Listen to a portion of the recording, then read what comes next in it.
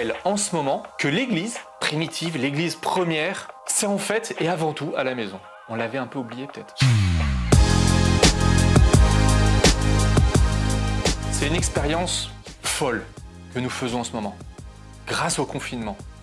L'expérience de vivre l'église à la maison, avec l'aide parfois de la vidéo, et souvent tout seul, en réinventant ou en reconstruisant nos petites liturgies domestiques. On l'a vécu très fort au moment de Pâques. La messe le dimanche, il y en a un qui tient une bougie, l'autre qui lit la parole de Dieu. On est ensemble en train de vivre la liturgie et de la faire. Et dans tout ça, je ressens pas la fin du sacrement, de communier. J'ai pas un désir fou de retrouver ma paroisse. J'ai hâte de retourner à la messe, mais est-ce que j'ai vraiment envie de retrouver ma paroisse?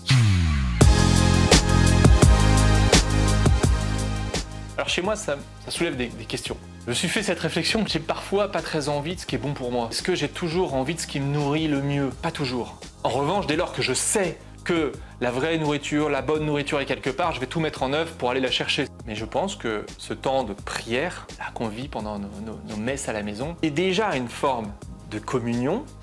Il nous nourrit et il fait grandir en nous ce désir de retrouver ensuite la communion eucharistique. Personnellement, je vis en communauté. Alors oui, j'ai assez hâte de retrouver Charles, Drew, Amici, Hélène. J'ai aussi hâte de retrouver mes amis et de pouvoir passer du temps avec eux. En revanche, est-ce que j'aspire à retrouver ma communauté paroissiale? Ça, c'est une vraie question, parce que pas vraiment. En fait, quelle est ma communauté, au sens des Actes des Apôtres? Quel souci des personnes les plus fragiles? En quoi mon église ressemble à cette église des premiers temps? En France, l'église, mon église, c'est ma paroisse. La messe le dimanche, je connais pas les gens, je connais quelques-uns, je serais content de les revoir, mais j'ai du mal à exprimer ça comme une communauté. Prophétiquement, certaines paroisses nous proposent de nous mettre en petite frate de 8 pour prier, partager, etc. Et là, on forme une petite communauté plus profonde, plus intense, dans laquelle on se connaît bien. Est-ce que ma communauté, c'est ces 8? Il me semble qu'on devrait s'interroger sur le format de nos communautés.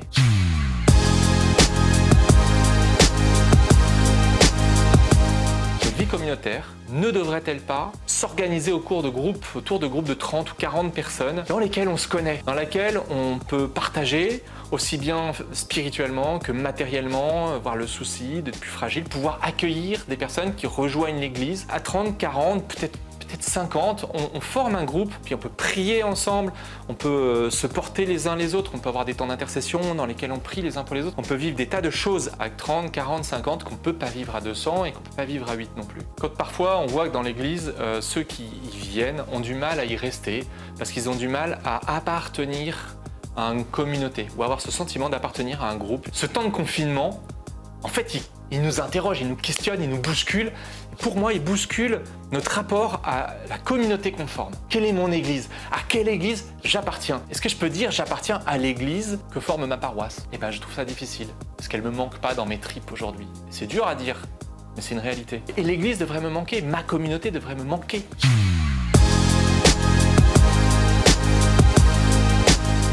Avec le confinement, on voit naître des communautés virtuelles, des communautés YouTube, des communautés Facebook, autour de la paroisse ou autour en tout cas, pas de la paroisse, des chaînes YouTube de la paroisse. En soi, ça a quelque chose de génial, ces communautés virtuelles, parce qu'elles permettent au Christ d'entrer dans les maisons. Alors, est-ce qu'on ne pourrait pas se dire que, à l'issue de cette période de confinement, notre église doit se transformer elle aussi? Qu'on pourrait essayer d'instaurer autour de dîners, de repas, qui permettraient aussi d'accueillir des gens qui s'interrogent, qu'est-ce que c'est que l'église? Et puis on les accueillerait autour d'une table, et pas à la messe où ils comprennent rien, parce qu'en fait c'est devenu incompréhensible la liturgie pour des gens qui sont loin de l'église. Puis on ferait des soirées, puis on ferait des concerts, et puis aussi on prendrait des temps de louange. C'est essentiel de se retrouver autour de notre curé, de notre clocher, le dimanche pour la messe, et que les messes, on soit une communauté large, ensemble.